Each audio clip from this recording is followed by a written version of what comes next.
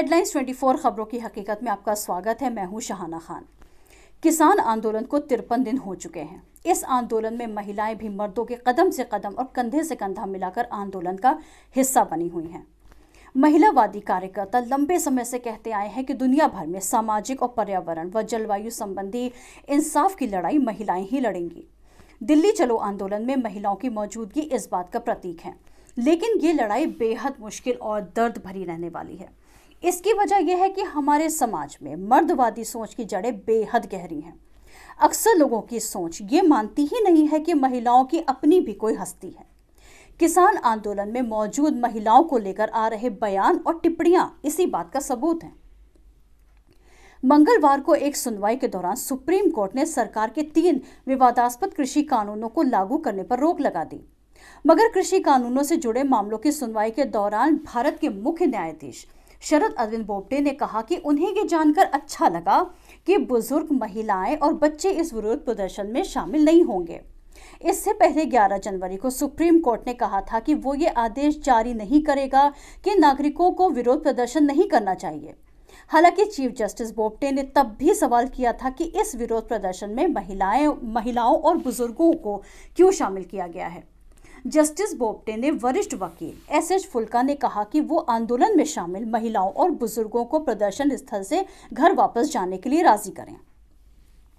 भारत के chief justice के ये विचार देश के सॉलिसिटर जनरल तुषार मेहता के उन ख्यालों से बहुत मिलते हैं जिन्हें उन्होंने पिछले साल शाहीन बाग के विरोध प्रदर्शन के हवाले से सुप्रीम कोर्ट में बयान किया था।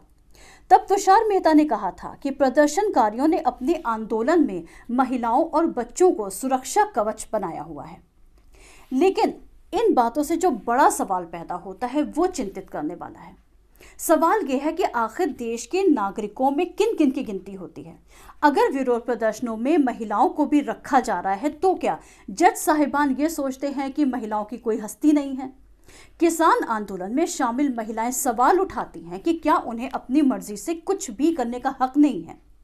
चीफ जस्टिस बोबडे की इन टिप्पणियों को लेकर प्रदर्शनकारियों में नाराजगी जरूर है, मगर महिला आंदोलनकारियों को जस्टिस बोबडे की बातों से कोई भी हैरानी नहीं हुई है। इसकी वजह यह है कि ज्यादातर संस्थानों में मर्दों का दबदबा है। सुप्रीम कोर्ट का भी यही हाल है। ऐसे में महिलाओं का एकजुट होना और अपनी आवाज उठाना उन्हें अखरता है। शाहीन बाग के धरने से चर्चा में आई 42 साल की बिल्किस दादी कहती हैं कि महिलाएं हर काम में हिस्सा लेती हैं और उन्हें ऐसा करना भी चाहिए। वो कहती हैं जब सवाल देश और उसके मूल्यों को बचाने का आएगा तो यकीन जानिए इसकी अगुवाई महिलाएं ही करेंगी।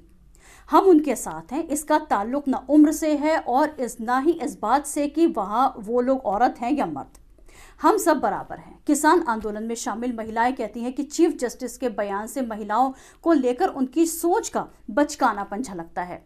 ये महिलाओं के प्रति उनकी ही नहीं बल्कि पूरे समाज की पूर्वाग्रह भरी सोच है। तभी तो चीफ जस्टिस बोबडे ये कहते हैं कि विरोध प्रदर्शन में महिलाओं को शामिल नहीं होना चाहिए। विरोध प्रदर्शन में शरीक महिलाएं चीफ जस्टिस के बयान को समाज की मर्दवादी सोच की नुमाइश के तौर पर देखती हैं। उनका कहना है कि हमारा समाज हर बात को पुरुष की नज़र से ही देखता है। संयुक्त राष्ट्र का कहना है कि विरोध प्रदर्शनों में महिलाएं कई तरह की भूमिकाएं निभाती हैं। वो आंदोलन के आयोजक होती हैं, प्रदर्शनों में शामिल लोगों का ख्याल रखती हैं और उनकी हिफाजत करती हैं। लेकिन जब बात राजनीतिक प्रक्रिया, सत्ता के परिवर्तन और वार्ता की आती है तो महिलाओं को हाशिए पर धकेल दिया जाता है। बातचीत की टेबल पर बहुत कम महिलाएं दिखती हैं। हजारों महिला किसान देश की राजधानी की सीमाओं पर आज डटी हुई हैं। वो दिल्ली चलो आंदोलन की समर्थक ही नहीं, उनमें बराबर की भागीदारी है उनकी। कई महिलाओं ने तो नागरिकता संशोधन कानून के खिलाफ शाहीन बाग के आंदोलन का हवाला देकर कहा कि उन्हें तो विरोध जताने का हौसला शाहीन बाग की औरतों से मिला। खेती में महिलाओं की भागीदारी किस तरह लगातार बढ़ रही है, फिर भी आज महिलाएं खेती के लायक केवल 2% जमीन की ही मालिक हैं। किसान आंदोलनों में भागीदारी इन महिलाओं को इस बात का भी मौका मुहैया कराती है कि वो कृषि क्षेत्र में अपनी अदृश्य योगदान से पर्दा उठाकर देश को ये एहसास कराएं कि खेतीबाड़ी में उनकी भूमिका कितनी बड़ी और महत्वपूर्ण है। विरोध प्रदर्शन के जरिए महिलाएं किसान कानूनों पर अपनी राय का भी इजहार कर रही हैं जो उनके हिसाब से महिला विरोधी हैं। महिलाओं को दबाकर रखने का सिलसिला बहुत पुराना है। ये सोच हमारी जबान, सामाजिक रिश्तों के ताने बाने, घिसे पिटे नजरियों, धर्म और संस्कृति के जरिए जाहिर होती रहती है। पूंजीवाद में समाज पर पुरुषों के दबदबे को कई तरीकों से बढ़ावा दिया गया है। आखिर औरतों को कमजोर कब तक समझा जाएगा? कब तक उन्हें बराबरी का हिस्सा नहीं माना जाएगा? हम पहुंच तो गए हैं 21वीं सदी में, मगर सोच अभी भी बाबा आदम के जमाने के रखे हैं। बस हम तो यही इंतजार कर रहे हैं कि आखिर कब औरतों के लिए मर्दों की सोच बदलेगी।